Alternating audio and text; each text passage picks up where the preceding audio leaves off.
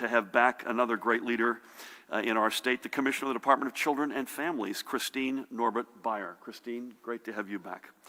I'll get to the reason why they're both here in a few minutes, but suffice it to say we're trying to end the week on as much of a high note as we can and to set the stage for the days to come. In that respect, I will be signing an executive order today that will allow for the resumption of child care services, organized sports practices, and youth day camps over the next several weeks. Under this order, both Judy in her Department of Health capacity and Christine, representing the Department of Children and Families, will be releasing the health and safety standards which will guide each of these. And we expect to update those standards as the facts on the ground change. Child care centers will be allowed to reopen their doors to all clients effective Monday, June 15th. Having these centers open throughout this emergency for the children of our essential workers has been a necessity for our doctors and nurses, public health and safety first responders, grocery and other essential workers and their families. But now, as we prepare to take the first true steps of our restart and recovery, and as more and more workers prepare to get back out to their jobs, we must ensure a continuum of care for their children. Today, the Department of Children and Families will release the health and safety standards that must be met at our child care centers. I will ask Commissioner Beyer to speak more to this in a few minutes. Organized sports will be able to restart on June 22nd. However, at that time, activities will be limited to sports activities conducted outdoors, and there can be no contact drills or activities for the time being. Again, for the time being. Especially for the countless kids who have been looking forward to playing baseball or softball or soccer or other sports, we are proud to take this step. We want you to have an active summer with your friends, playing the sport you love, but at the same time while protecting your health. Over the past weeks, we have worked tirelessly with youth sports leaders across the state toward this day. I have every confidence in the ability of our leagues to ensure the health and safety of every athlete. And then finally, beginning July 6th, Monday, July 6th, youth day camps, including municipal summer recreation programs, will be allowed to operate. As it goes with our decision regarding sports, we want our children to be able to enjoy their summer with friends, participating in the activities that create lifelong memories. And we know day camp is one of those memory-building places. And our camps are also places that give older kids a chance to have their first jobs as counselors. We are pleased that these opportunities for growth and leadership will also be open this summer. In each of these instances, sports leagues and day camps, the Department of Health will be releasing the health and safety standards that will allow for this order to be properly followed. Additionally, I am proud to announce today that after weeks of close consultation with our racetracks and our horse breeders, horse racing will also resume, with the first competitive races as early as next weekend. In fact, the first qualifying races happened this morning, and I want to thank the New Jersey Racing Commission and Executive Director Judy Nason for their hard work that allowed this to happen.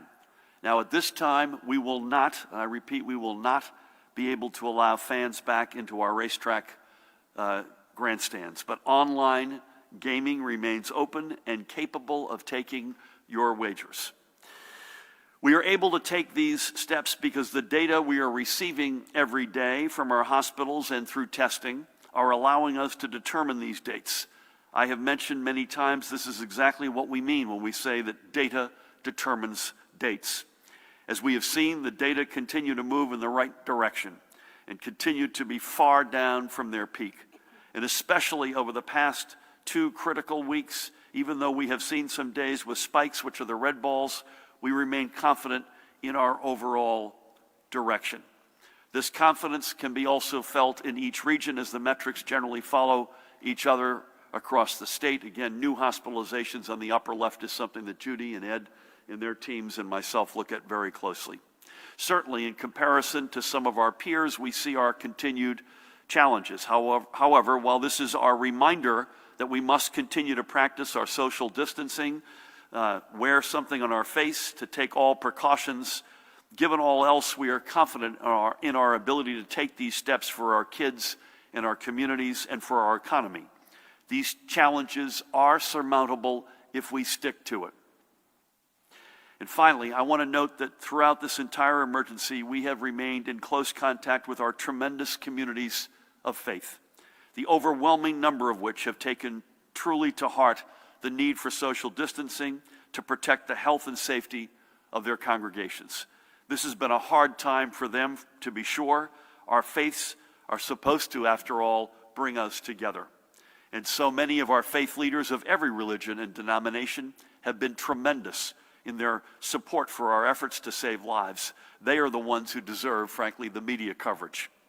As long as our health metrics continue to trend in the right direction, I anticipate being able to raise the limits on indoor gatherings in a way that will allow for greater indoor religious services beginning the weekend of June 12th. That's Friday, June 12th. That's 2 weeks from today. I and my administration will continue our deep partnership with our faith communities as we work through the proper safeguards that will need to be in place before we can welcome our communities back into their houses of worship. We don't want any opening to have an adverse impact on our communities. And we know some faith institutions are not ready to open. And we will work with you and respect when you feel it is safe to do so. Our houses of worship are cornerstones of our communities, often rooted in historical and cultural tradition. Sheila and I have said this often. Even if we bat 1,000 as a government, we do everything right, we cannot remotely get to where we need to get to as a state without our faith institutions, both inside their houses of worship and, as importantly, in their tentacles into the community. And we've seen that throughout this pandemic. We want these institutions, to be strong and safe. This is especially meaningful in our communities of color, which have been hit particularly hard. Next, with the Lieutenant Governor here, I am proud to announce that our administration will be applying at least $100 million, primarily in federal CARES Act funding, to stand up a short-term rental assistance program for low and moderate income families who most need it. The Lieutenant Governor will give us this in greater detail as it relates to the department's efforts, but I wanted to give a few broad strokes. From the moment this emergency took hold, we have made it clear that no family should fear losing their home as a result of financial hardship due to COVID-19. And as another rent day approaches, I want to reiterate that point. Our strong eviction and foreclosure moratoriums remain firmly in place and will remain in force until weeks after this emergency eventually comes to an end. And we continue working closely with our legislative and community-based partners to further strengthen protections for tenants, and I hope we'll have much more on those plans in the near future. However, for the short term, and under the extraordinary leadership of the Lieutenant Governor, the Department of Community Affairs is putting together our rental assistance program with the goal of having the first rent assistance checks flowing to landlords later this summer. And throughout this, we will work with landlords to ensure that back rent does not adversely impact any family and to ensure realistic and empathetic back rent payment plans. I'm grateful not only to my partner in government, the extraordinary Sheila Oliver, but as we say so often, it takes a village. And in this case, I'm also grateful, as is Sheila, to the partnership of Senator Brian Stack, who has been a tireless champion for our renters, and Assembly members Raj Mukherjee and Annette Chaparro in this work. This has been a true team effort on behalf of all of our renters. With that, let's look at the overnight numbers. Yesterday, we had an additional 1,117 positive test results. The current total statewide is 158,844. Here's the trend line of new cases, which goes generally in the right direction. Here's the daily positivity, or what Judy and team call the spot positivity rate. This is for samples collected on Monday, and it's at 6%. Looking to our long-term care facilities, we continue to see some fluctuations in the trends of new cases being confirmed. As you can see, 32,097 of our cases are in long-term care facilities. And meanwhile, the numbers of lab-confirmed fatalities associated with our long-term care facilities continues its decrease from the peak, but it is still, and let's just all acknowledge, 5,009 precious souls in our long-term care facilities who have been lost. I had a good conversation this morning with the Secretary of Health and Human Services, Alex Azar, and talked about long-term care in specific. In our hospitals, we closed last night with 2,707 patients being treated for COVID-19. That's down 90 from Wednesday. Our field medical stations reported 21 patients. This is the breakdown of total hospitalizations across regions. The number of patients reported in either critical or intensive care was 720. The number of ventilators in use was 544. For each of these numbers, these are decreases of 20 day over day. There were 183 new hospitalizations yesterday, while 231 live residents left our hospitals. The 183, Judy, you and I discussed earlier, is a welcome decrease, meaningful decrease from yesterday's number, and we want to see that to continue to go in the right direction. And with all of that, we must, with the heaviest of hearts, announce another 131 lives lost of our fellow New Jerseyans due to COVID-19 related complications. I skipped over the regions, that's hospitalizations, forgive me, and our statewide total stands at the almost unfathomable 11,531 precious lives lost. And as we do every day, let's celebrate a few of those lives that we have lost. First, we remember Sally Rochford, a longtime resident of West Amwell and Lambertville in Hunterdon County. Sally was 78 years old. Sally had spent 26 as the office administrator and computer operations manager with Mobil Oil Corporation in Pennington, and had taken over other administrative positions, including with our own Office of Unemployment. But it was Sally's personal strength that defined her life. At the age of 2, she contracted polio, but she never let its effects prevent her from living a full and rich life of courage, dignity, and determination. She swam, she rode bicycles and horses, she climbed mountains and became an accomplished woodworker. She never acknowledged the limitations polio was supposed to impose. In fact, she powered through them all. She was centered in her home life by her treasured late partner, Patricia Foy, and Sally is survived by Patricia's sister and Sally's sister-in-law, BJ Foy. I had the great honor of speaking to BJ yesterday, who lives in Vero Beach, Florida. And Sally was also survived by her friend of almost 60 years, Carol Kovacs, in addition to her niece, Kim Petro, and many nephews, friends, and acquaintances. God bless you, Sally. Next up, we remember West Windsor's Dr. Arthur Sherbin. There's Arthur on the right. A bright child born in New York, he graduated Long Island University in 3 years and then earned his master's degree in biochemistry from New York University. He was conducting cancer research at Sloan Kettering when he decided to pursue his medical degree at the University of Louisville, and after graduation would practice internal medicine for 40 years, much of that time in Highland Park until his retirement in 2000. He was on staff at both Robert Wood Johnson Medical Center and St. Peter's Hospital in New Brunswick. He also served as medical director of the New Jersey Turnpike Authority, literally, I think, for 35 years, and was the school doctor for both North Brunswick Township and the Middlesex County Vocational Technical High Schools. Even in retirement, Arthur kept up on developments in the field of medicine and spent his free time in his garden, spending time with his grandchildren, and being by the side of his wife of nearly 60 years, Carolyn, with whom I had the great honor of speaking yesterday. Carolyn survives him, as do his son Joseph and his daughters Rhonda and Cindy. I also had the great honor of speaking with Cindy yesterday, and his 2 grandchildren, Joshua and Kayla Chait.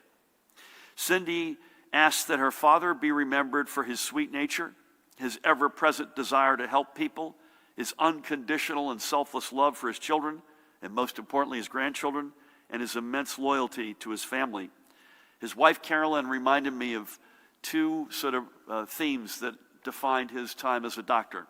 Number 1, once a patient, always a patient. And secondly, this was a tough one even to hear, never mind speak to it, if you had lost your job and you were a patient of Dr. Sherbin's, he saw you for free until you got your job back. What an extraordinary guy. He was 90 years old. May his memory bring peace to all who knew him. God bless you, sir. And finally today, we remember the late mayor of the city of East Orange, Thomas Cook Jr., who we lost at the age of 90. He was a mentor and friend of the woman to my left, Sheila Oliver, and a mentor to friend to so many. The mayor was born in South Carolina, but his family, like many African-American families at the time, came north for opportunity, so-called to the warmth of other suns. And Mayor Cook made the most of his, leading a life of service to his community. He and his wife, Audrey, would have 3 children of their own, Julia, Bonita, and Thomas III. And they also would adopt Audrey's nephew, Michael.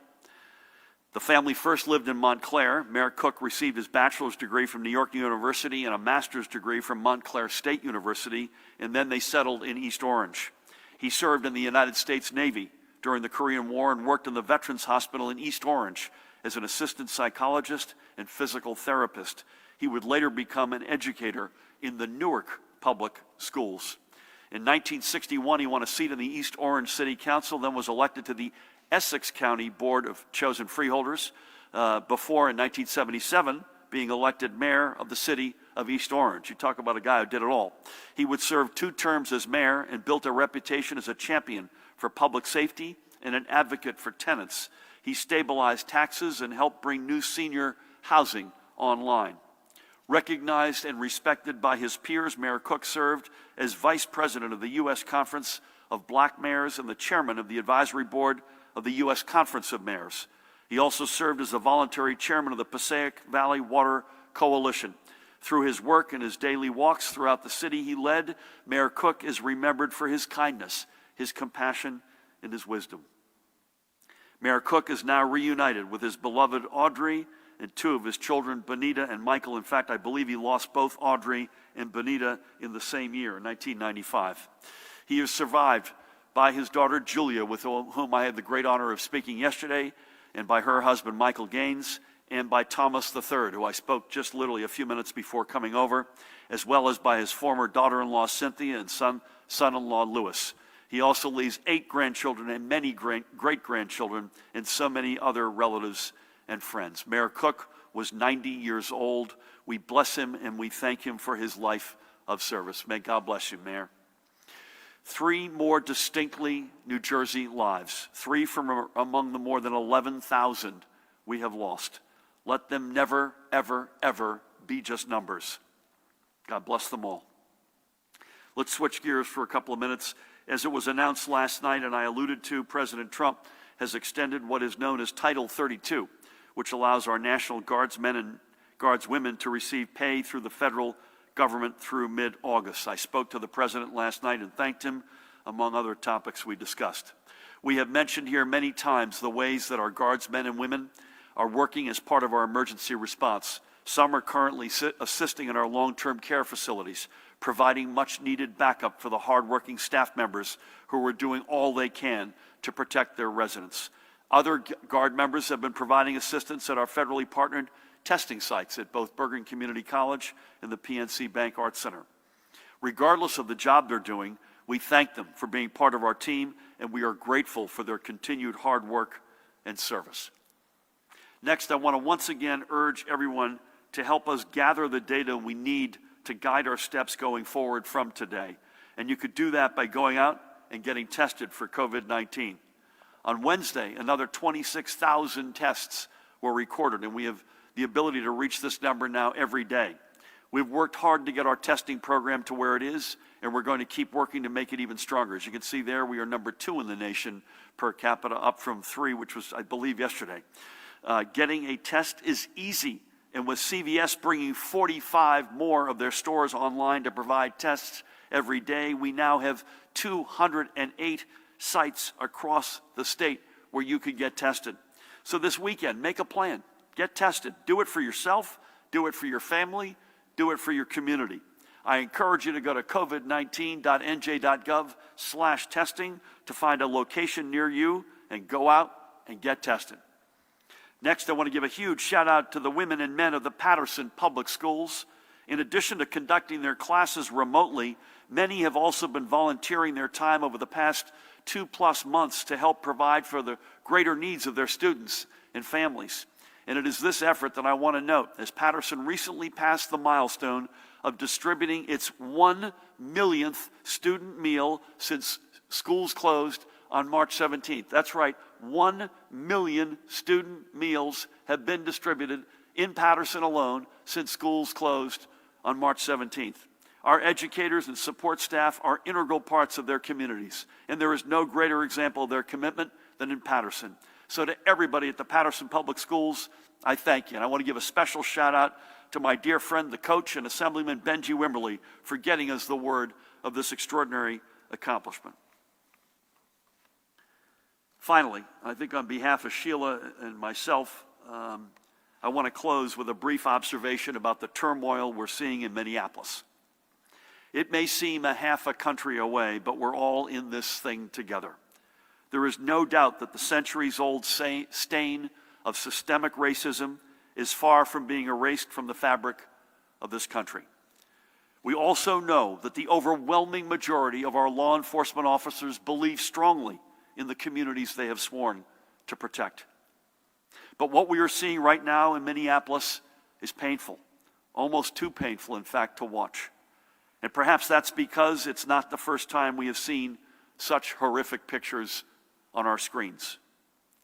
George Floyd should be alive today, not just as a matter of principle or of justice, but as a matter of human dignity, as a matter of our nation living up to one of our most basic founding ideals, that all are created equal. His life mattered as much as mine or my wife's or our kids or any of yours. We have seen these images before in New York, in Ferguson, in Baltimore, and in countless other cities, large and small. Too many times have we gotten a national wake-up call and then gone about doing nothing about it. We cannot just expect someone to be fired and that be the end of it. That's a feel-good action that doesn't solve a systemic problem. We need to dig a deeper well of accountability and responsibility, and we need to draw from it, not just in Minneapolis, but everywhere, including right here. We can lead this effort, in fact, in New Jersey. We have passed laws to ensure accountability. And I see Attorney General Grabir Graywal's Excellence in Policing initiative as how we will stay a leader and a model for smart policies that lead to safer communities, stronger trust, and a better future. And Pat Callahan knows this as much as anyone. As we are coming together to defeat this pandemic, let us endeavor to come together, to strengthen the bonds that bring us together as New Jerseyans and as Americans. Let us be a part of the solution. With that, it is my great honor to turn things over to the woman on my left, who needs no introduction, the leader of the DCA, the commissioner of that extraordinary team, and the lieutenant governor, and my partner in government for the great state of New Jersey. Please help me welcome Lieutenant Governor Sheila Oliver. Thank you, Governor Murphy. And I want to thank you for those remarks that you gave. I think everyone in New Jersey has heartfelt condolence for the family of George Floyd. And I think that we know that in New Jersey, under the leadership of our various law enforcement professionals, we shudder to think that it would be our state. But thank you for those remarks. And good afternoon, everyone. As we have experienced the pandemic and things were just flying so fast and furiously, from day one, we have been concerned in the administration about the economic impact. Many of the policies we've had to put in place, and there's no more one thing that we have not been focused on, and it is people who have found themselves confronted with not being able to pay their rent. So we know that many of our residents are experiencing financial hardship as a result of the pandemic due to the loss of their jobs or reduced hours. As a result, many of these individuals have never had to ask for financial help before, but they're finding themselves in a situation where they aren't able to make rent on the first of the month. We have heard the calls for help from renters loud and clear, and we understand the enormity of the problem. Therefore, we are very pleased today to be able to announce that relief is on the way. The Department of Community Affairs is implementing a new temporary rental assistance program, which will soon be available for households in New Jersey to apply. The COVID-19 short-term rental assistance program will provide rental assistance to low and moderate income households that have had a substantial reduction in income as a result of the pandemic, and that will include those who are experiencing homelessness or who are at risk of becoming homeless. A portion of the funding for this program will serve those who are very low income, homeless, or at risk of becoming homeless, with up to 12 months of rental assistance. Households in this situation will be prioritized. A portion of the funding for this program will serve those who are very low income. The remainder of the participants will be selected through an online lottery system that will open up in July of 2020, and it will provide those individuals with up to 6 months of rental assistance. The lottery will provide a preference to households that earn less than 80% of the area median income within their county. It will focus on those that are currently unemployed and can show that employment loss is due to the public health emergency. The COVID-19 short-term rental assistance program website will launch on June 15th with additional information. In the meantime, you can check the DCA website for updates about this program at NJ.com/DCA. You can also follow the New Jersey Department of Community Affairs on Twitter, Facebook, and Instagram for real-time updates about our programs. In addition to the new rental assistance program, DCA is also urging households in need to apply for the Low-Income Home Energy Assistance Program, known as LIHEAP. It helps people pay for their utility costs. It includes cooling as the summer season is upon us. The LIHEAP program recently received an additional $29 million in funding through the Coronavirus Aid, Relief, and Economic Security Act, known as CARES. To find out if you are eligible for this assistance, you can use DCA's completely anonymous online screening tool called DC Aid. The website address is nj.gov/DCA/DC Aid. And Governor, I want to thank you for your trips to Washington and your weekly teleconferences with Vice President Pence because of your efforts in securing more financial assistance for our state.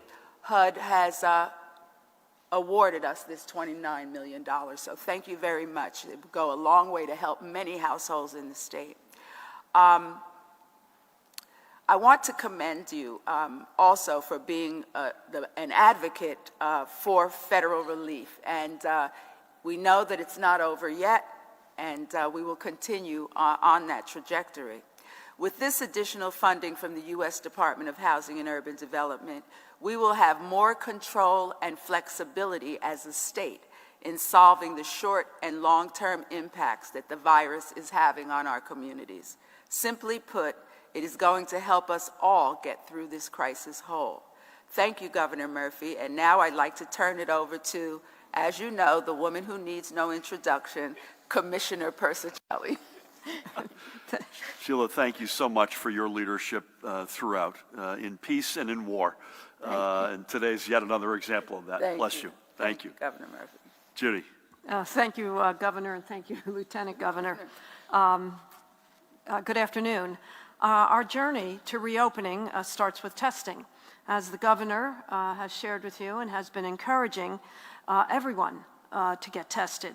But I want to emphasize that we want individuals to get the diagnostic test, which detects whether you currently have the virus. This information is vitally important for appropriate public health actions to be taken. In addition, this type of test provides insight onto the amount of disease or the disease burden currently circulating in our communities. That is important data for informing further easing of restrictions. While some individuals are interested in antibody testing, at this time there is still a lot that remains unknown about the value of that testing. A positive result on an antibody test should not be viewed as definitive evidence of immunity or even past infection with COVID-19. It also cannot tell us if you currently have the virus. So I encourage residents to get a diagnostic test, as this is the most valuable tool we have now, right now, to contain the spread of the virus.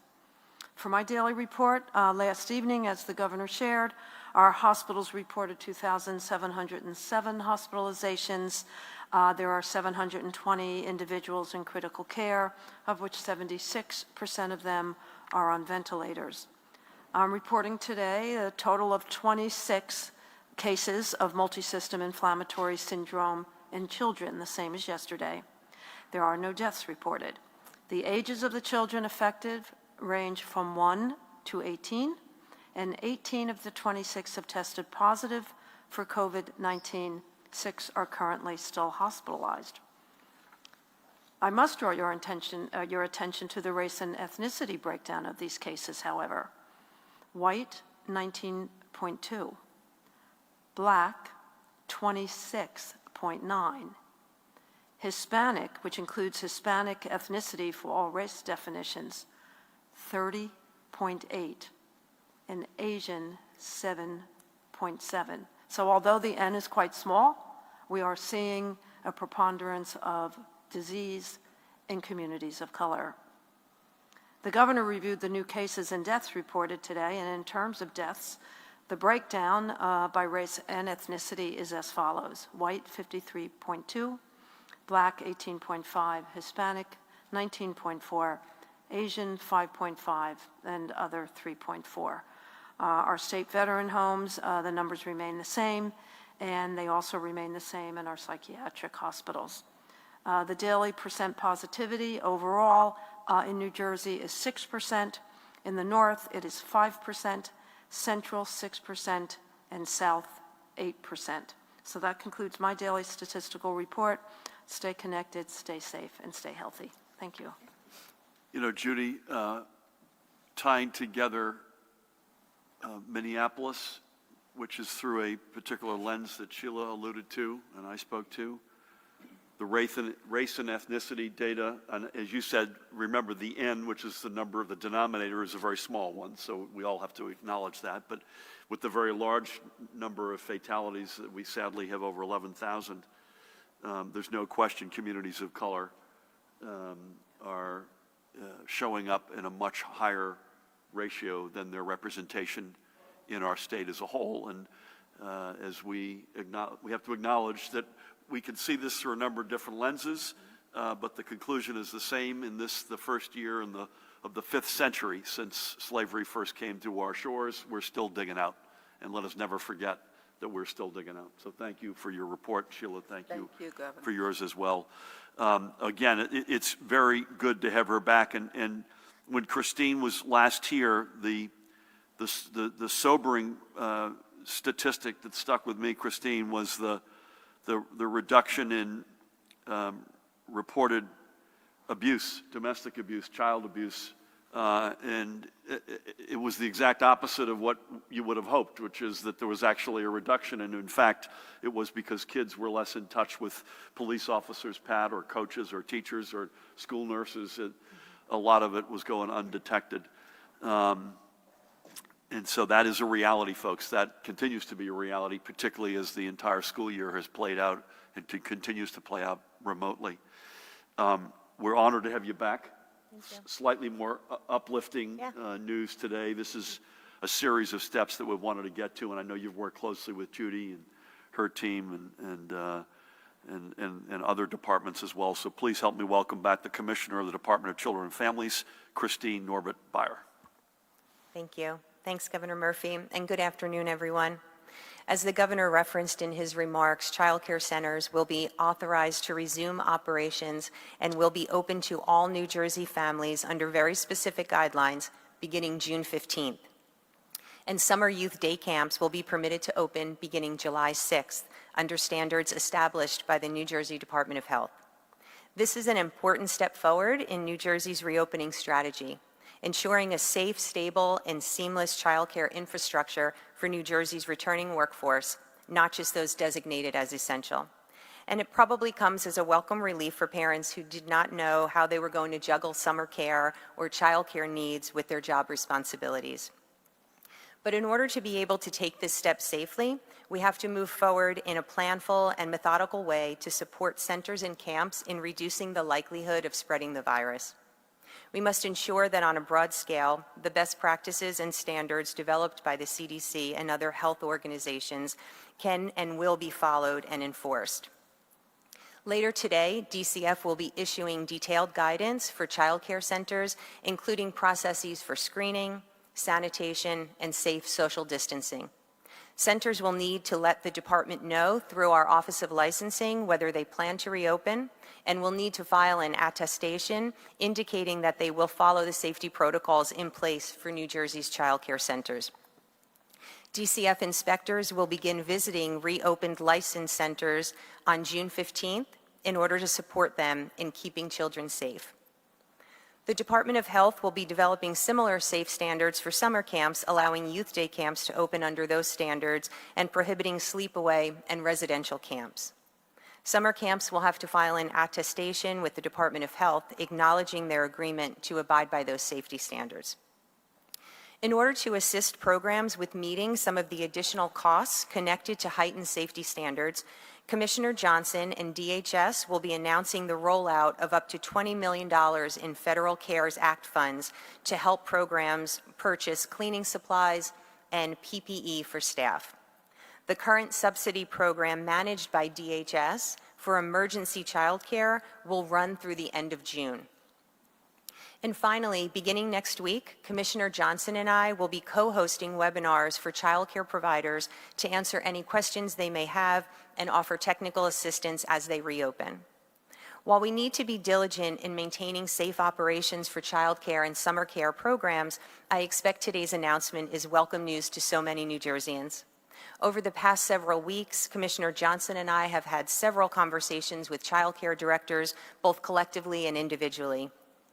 We know that this has been a hardship on many of them as they've had to curtail business operations unless certified as an emergency child care center. We also recognize that these necessary closures were hard on our working families and their children. Child care centers aren't just a critical part of our state's economy, but they also provide critical social and emotional supports to so many young families. Putting those relationships on hold hasn't been easy for any of them. New Jersey's child care centers are among the best in the nation, held to some of the most stringent standards of care. A lot is being asked of them right now, but we really couldn't ask for a community of providers better suited to rise up and meet these challenges head on. Today, we're announcing a path forward as we begin to adapt to the new normal in response to the COVID-19 pandemic. So thank you, Governor Murphy, and my fellow cabinet members for your ongoing leadership at this time and for all of your support in keeping New Jersey residents safe, healthy, and connected. Thank you. Christine, thanks to you and your leadership. And I know Sheila joins me in thanking you. And also you mentioned Carol Johnson, who deserves another shout out as well, the Commissioner of Human Services, who's been your partner in these endeavors and so many others. Judy's been right in there with you at every step of the way. And again, God willing, this is, folks can take some relief here that we're only within now shouting distance of daycare getting back up. Participative sports with some restrictions obviously back up. summer camps, day camps, we're beginning to see the light that we have promised based on the data, and I can't thank you enough for your leadership, so thank you. With that, for compliance and other matters, and Pat, it probably goes without saying, but the community relations right now between law enforcement and the community, the example that you and the Attorney General and the Police Chiefs Union and the police chiefs themselves and the rank and file union represent, needed now more than ever as a nation and certainly in our state. So, as always, great to have you. Please. Thank you so much, Governor and Lieutenant Governor. Good to have you here. Good afternoon, everybody. Just 3 incidents on the overnight. A nail salon in Lakewood owner was cited for being non-essential and open. 2 subjects were cited for holding a church service in Berlin. That was their second offense. And in Patterson, a thrift store owner was cited for having a non-essential business open. And to your point, Governor, rather than wonder if I would be asked about it, I'm always deeply troubled when at the tragic loss of life, especially when law enforcement's involved. And in-custody deaths and officer-involved shootings are some of the most complex, intense investigations that need to be rooted in accountability and in justice and in transparency. Not many people know it, but I know maybe the governor and lieutenant governor know. For the last 11 weeks, 7 days a week, I get on a prayer call every morning with clergy, a very diverse group of clergy of all denominations from throughout New Jersey, 11 weeks in a row now. And the pain in the prayer that I heard on this week's call is disturbing to me. But we're together on blue sky days, as we say, for a reason. So when we come up against an incident that draws on that reservoir of trust and that well that the governor was talking about, that we can lock arms so we can foster trust, maintain it, and really rebuild it where it's been completely diminished. And to your point about the Attorney General, he also hosted a call with the major city police chiefs and the respective county prosecutors today to talk about the relationships that they have. And they're not going to meet their clergy and their pastors around yellow crime scene tape in the state of New Jersey. We're doing it at barbecues, we're doing it at church basements, at town halls, knowing that something that happens halfway across the country or on the other side of the country impacts us right here in Trenton, New Jersey, and throughout our communities. And I'll end to your point about our Attorney General, what he has done in the fostering of professionalism, accountability, and transparency, whether that was through initiatives, legislation, directives. He is a leader in making sure that New Jersey stands at the forefront and as an example for instilling public trust between our communities and law enforcement. So thank you, Governor. Pat, thank you, and amen to all. And I know Sheila joins me, and we rise and fall as one family in this, the most diverse state in America. I think I'll get to details on the coming days in a minute. I think we'll start over here. Dustin, I think you're first up on this side. Thank you. If you get a little closer with the microphone. Thank you. Without causing dental work. You might want to. Do you have any second thoughts or concerns on vote-by-mail elections, given that 19% of the ballots in Patterson have been rejected? And do you think that undermines the faith in the election results? On school funding, you proposed an additional $336 million for next year, and districts were notified yesterday that wouldn't happen because of the virus, which means some will have to account for millions of less coming in. Why cut school funding since that's been a priority for you? And I've learned that your office has been interviewing people in the Department of Health in an attempt to find the source of leaks. What do you have to say about that, and is that an appropriate use of resources at any time, but especially in the middle of a pandemic? Vote by mail is your first question, and your question, Dustin, is do we do any differently based on your example cited of 19%? Yeah, do you have any concerns about that, or does Listen, it undermine the faith in the election? we want to get it right. We want to get it right, and so for folks who may not have been watching, a couple of weeks ago we announced this. We moved our primary from June 2nd to July 7th. If you're registered in one of the two big parties, Democratic or Republican, you'll get your ballot that you are welcome either to mail in. If you're not affiliated, you'll get an application for a ballot. And there will be at least, I think, 50% of the polling locations in each county will be open, including one minimum in each municipality.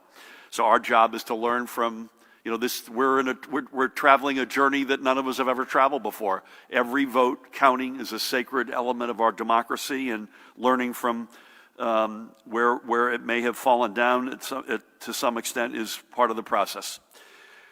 You could add a lot more than just school funding that's important to me, that's right now in the budget we submitted that's either deferred or cut. It's a long list. And we made that point to the legislative leaders in both parties, that it isn't just things that they wanted, it was things that I and Sheila and we wanted that we're not going to get to. In the absence of our ability to bond, which is a decision we could take in New Jersey, and we need the legislature to step forward. Again, I want to give a big shout out to the speaker who put a nice editorial out about it, and a lot of other voices that are coming out. Pat Colligan, by example, of the Police Benevolent Association, put a strong statement out today. There's a strong statement coming out of Essex County, across the aisle, by the way. But in the absence of bonding and probably federal cash assistance, a lot of the things that we hold dear, we will not be able to fund. And a lot of the positions of the very people we need right now in the state that we hold dear will not be able to hold on to. So education funding is on that list for sure. It's high on the list, but it's a long list. Listen, people leaking things and giving the outside world some sense of how the sausage is made, as it were, I've got no time for that, and that's got to stop. The fact of the matter is, Judy and I and Pat are up here literally every day. Sheila, who's with us in spirit, Christine, all of us, we're going through stuff that we've never gone through before as a state and as a nation. And the last thing we need are people speaking out of school about it. So frankly, enough already. Let's move on. These are tough decisions at every step of the way. We could not have a better leader in the Department of Health. She's the best in the country. And that's all I'll have to say about that. Nikita, over to you. Hi, Governor. I'll actually surprise you today by asking a question first of the Colonel. So on the early morning of May 23rd, state police shot and killed Maurice Gordon on the Parkway in Bass River. We've received reports that Gordon had been stopped by or otherwise interacted with law enforcement multiple times during that same evening and morning. Could you confirm that and give any details about those interactions? You know what? What else? Hold on, Pat. What else do you have, Nikita? Yeah, and then I have some questions for you about Chris Neuwirth. So were you aware of his part-time consulting gig? And why didn't you announce his firing? And do you have a response to his claims about being made a scapegoat? And lastly, are there any other senior members of your administration that have private part-time jobs? Okay. May I say something, Pat, just ahead of you on this, just to say, this is an ongoing investigation. And the very good news, working with the whole range of communities, including law enforcement, faith communities, community activists, and our legislators, I signed a law for this very potential that there's an independent process that is underway, and that's the way it should be. And until that process surfaces in some form or fashion, I have no visibility into it, nor should I. And that's the way it should be. So I don't think we've got a whole lot to report on it, Pat. Yeah, I would just add the legislation that you signed, Governor, intentionally walls me off from any aspects of that investigation. It is done through the Office of Public Integrity and Accountability under the Attorney General.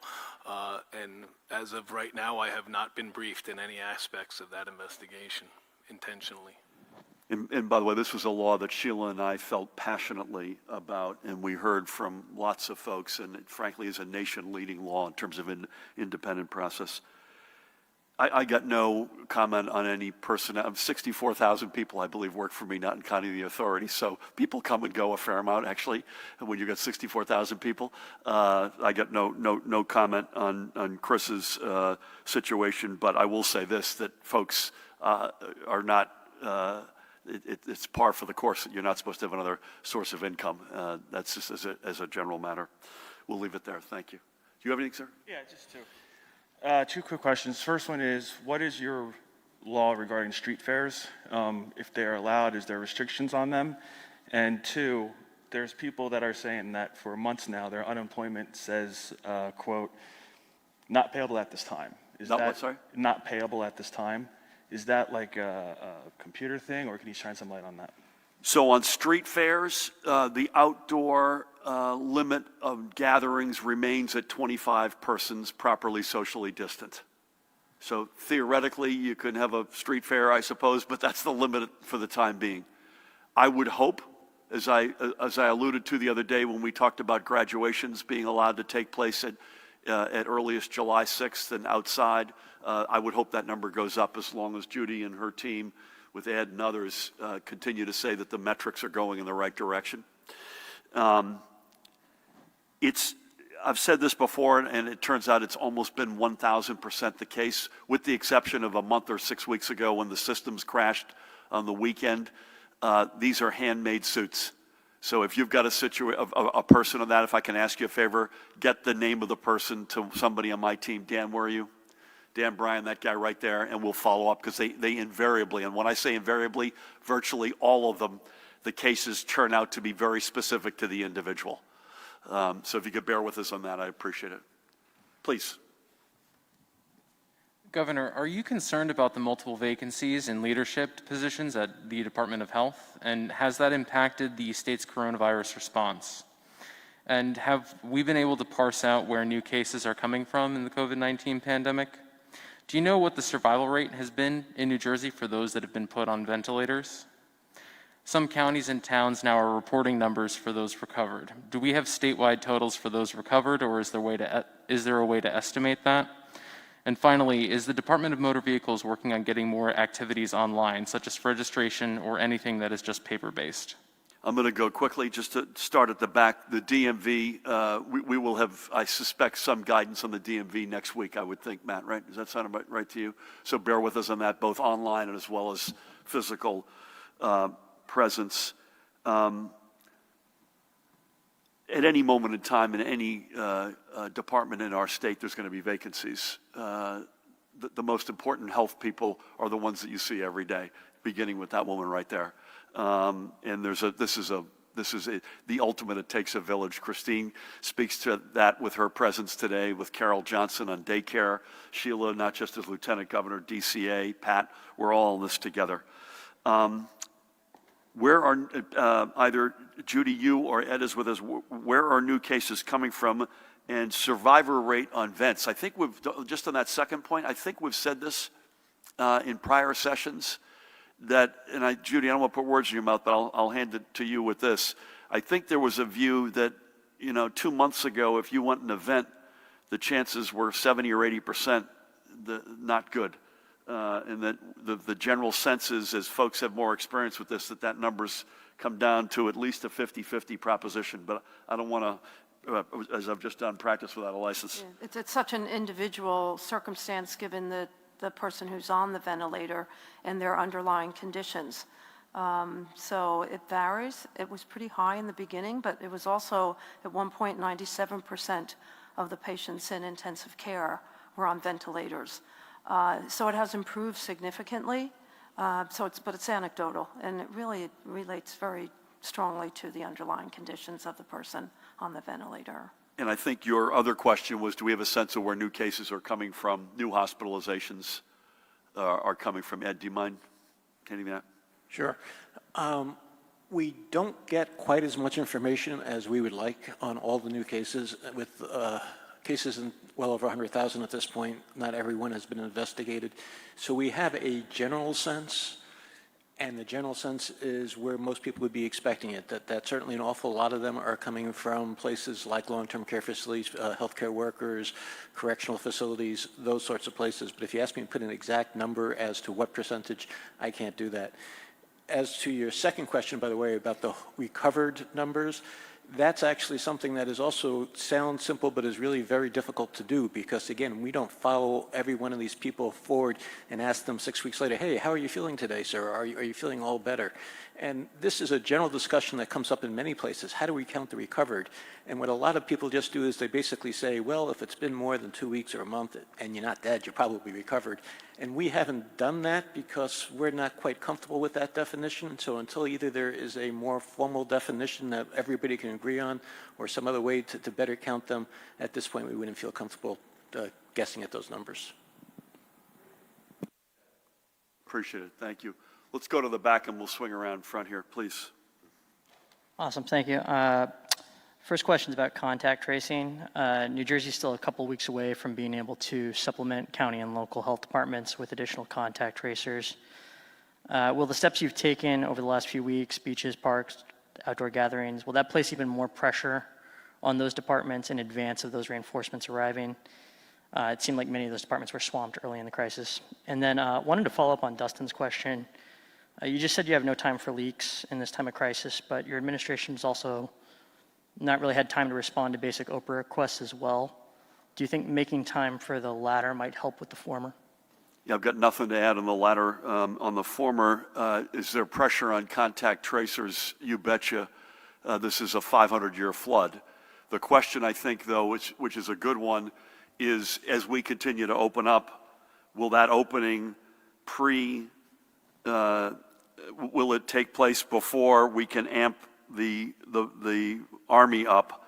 And the answer is it won't. I can't promise you when, but if you could give me plus or minus 10 days from now, so sort of in the June 8 neighborhood, I think we want to go through with you, and Judy, tell me if you disagree, but I think we've talked about it, so we want to go through with you a similar discussion in granular detail about contact tracing as we have done with testing.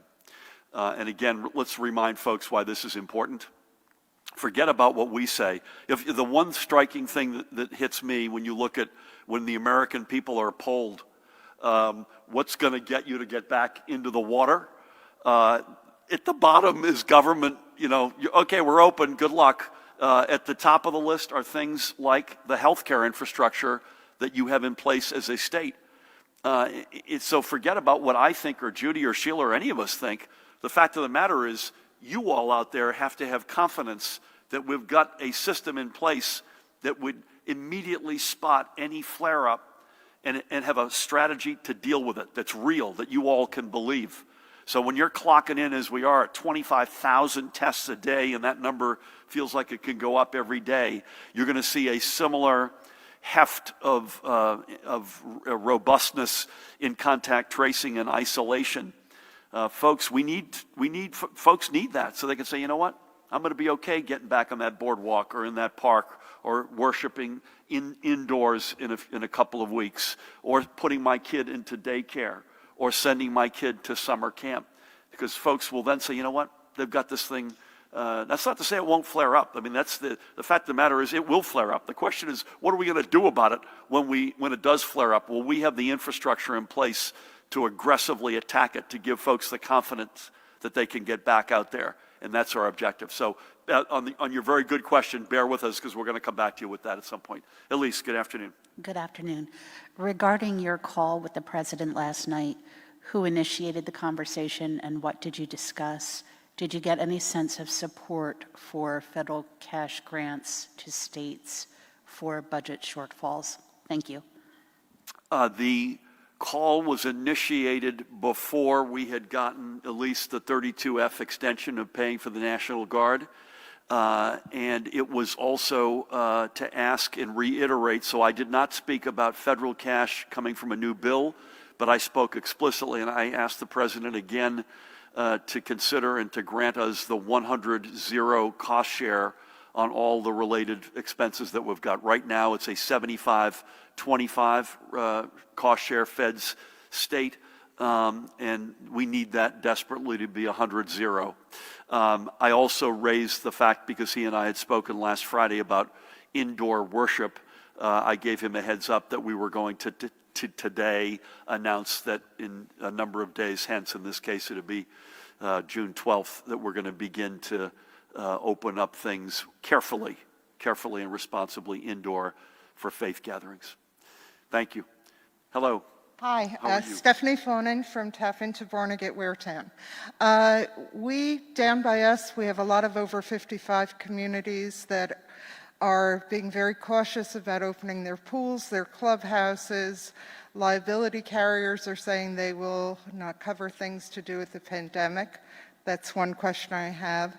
Another is in reviewing the long-term care facility list, the subacute facilities were removed. I understand why they were removed, but they still did have cases, and I'm wondering if you could create a separate category for them. I'm happy to hear about the child care centers, and one of the questions I have about that is, are we going to be asking children to wear masks? How is that going to be handled?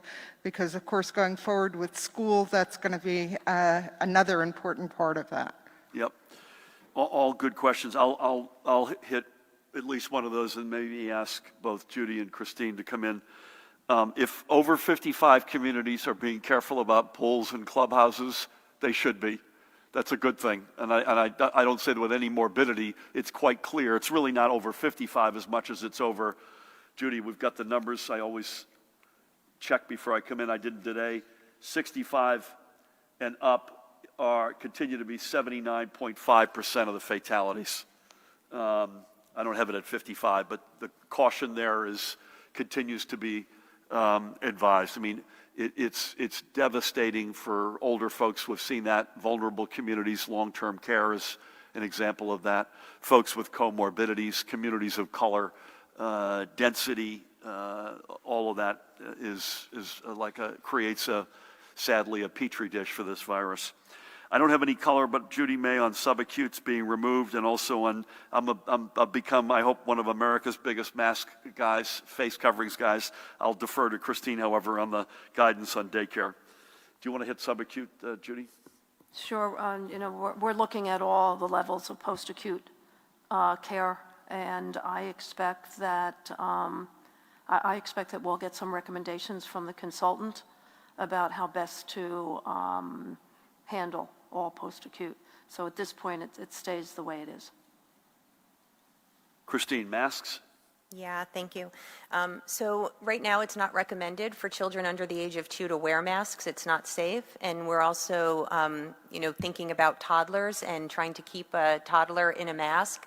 They will be recommended for children over 2 that they wear masks. But one of the things that we're also concerned about, and we'll be talking with child care providers about, is if children are continuing to remove them and then the staff have to keep touching them and replacing them, like that could be riskier.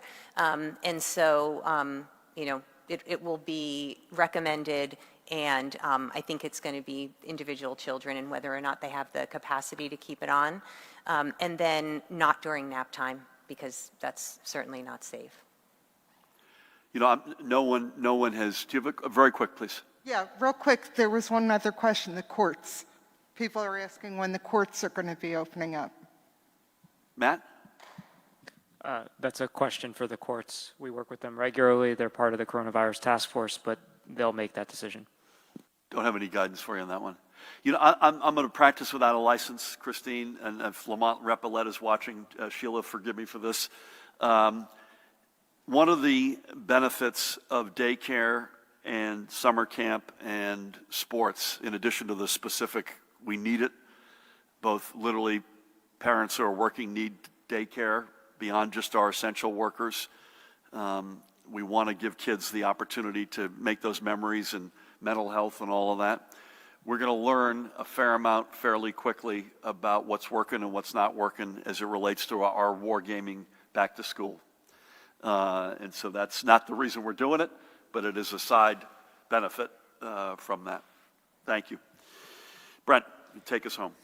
So can you at least confirm that Chris Neuwirth was fired? How confident are you that you have to go back, and you won't have to go back into the original pool of school aid and cut further now? Do today's announcements include summer swim camps, and where are we on high school and college sports? I'm assuming that's not included. Municipalities can extend property tax payments to June 1st. Will that be extended again? Some renters who haven't been able to pay rent have seen legal fees and late fees tacked on. They can't already afford their rent, so what can they do with these additional hundreds of dollars in fees? And last one for the Colonel. Would how the officers restrained George Floyd in Minnesota be allowed under police protocol in New Jersey? We don't comment on personnel matters, and we still don't. School aid, everything's on the table, Brent. Everything is on the table, sadly. If we don't get the borrowing and we don't get the federal cash, there's nothing that's sacred. Summer swim camp, did you ask about? Yeah. Someone had asked if this involves high school and college sports. I assume that's not the case. Yeah, well, it in fact does, really, but we haven't made the call on pools. Pools are turning out to be more challenging than we thought they were. And again, I want to roll the tape back. When it first came up in terms of pools, it was a couple of a suggestion from a couple of shore mayors saying if you want to get more geography to spread people over, if you open pools up that were in a club or something near the beach, you'd have a better, broader footprint, and you'd have a better social distancing reality. Having said that, you then look at a community pool, and we've heard from a lot of communities that don't want us to open them, and with the intensity of interaction. But Matt, on either summer swim camps or high school and college? On high school and college, it would apply. The order will say 25 people or fewer non-contact outdoor activities, but it's not limited to youth. As you know, we made clear last week that professional sports teams can practice, and this would apply to all sports, non-contact sports. And then I'll defer to the guidance that the department's putting together on summer camps, which will be forthcoming as to exactly what types of activities. I don't want to speak for them. Good answer. When do we promise that guidance?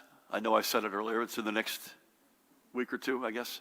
The date is July 6th, so in the coming weeks they'll put out guidance. So bear with us on that. You asked also about property tax payments that are due. June 1st is when the extension goes till, and that's Tuesday. So. Yep. Any news on that? No news yet on that. And you asked about rental back. I think. Yeah, people say legal and late fees have been tacked on. Is there anything they? I think we did. I think we addressed this, didn't we? What's the? Well, let me come back to you because I don't want to get it wrong, but the one thing we want to prevent is somebody getting crushed by the late fees. You know, it's a little bit of the inverse of the mortgage holiday. It's not just a holiday. We don't want the 3 months to be due on day 91. The whole spirit of this was to put it at the back of the mortgage, and it's the same spirit that would define rental. Pat, you were asked the question on use of force. Similar to, I'm unable to comment on an investigation in New Jersey in my own agency, and I would take that same position with regard to an investigation in another city in another state. Okay, this is more complicated than normal because I've got a real mask today, so I'm going to everyone please bear with me here while I make a fool of myself. Thank you, everybody. So we started this last weekend, and we will continue this week as well, which is we will not be with you tomorrow. We'll be with you electronically unless, where's Dan? Unless Dan or Mahan come to us and tell us there was a need to be on the phone or in person. So electronically both tomorrow and Saturday. Martell, I see you back there. Thank you again for being here. Number one. Number two, Monday is going to be a little bit later. We've got a White House VTC, I think, at 11 a.m. So I think Monday is going to be in the 2:30 range. Is that correct? 2:30 on Monday. Third point I want to make is we're going to begin to, we've already clearly begun today with indoor faith and signaling a lot of stuff. We're going to continue to do that on Monday as it relates to what phase 2 will look like and should look like. So bear with us on that. That'll be a fairly deep dive. I want to thank Lieutenant Governor Sheila Oliver for not just being here today and the leadership on this rent relief program, but extraordinary leadership every day. Thank you. Likewise, Judy, to you. Christine, Great to have you back, and likewise, Ed, as always, apologies. Please don't hold it against me that we bumped you. Pat, same to you and yours. Jared, Matt, Dan, and the whole team. I just want to wish everybody, obviously, a good, safe weekend. Keep it up, folks. I don't think the weather is going to be great again. We'd all like 85, no humidity, sunny, and I don't think we're going to get that. So I think it's going to be better this weekend than last weekend. But please keep doing the basics, the social distancing, wear something on your face, wash your hands with soap and water, and be good to each other. You know, we've got a lot of people at the point of attack, law enforcement certainly, retail workers, folks who are trying to keep the capacities in our beaches at levels that are lower than normal. Please be good to them, be good to each other. Keep doing the great work you're doing, folks, because no state is doing it like New Jersey's doing it. God bless you all. Thank you.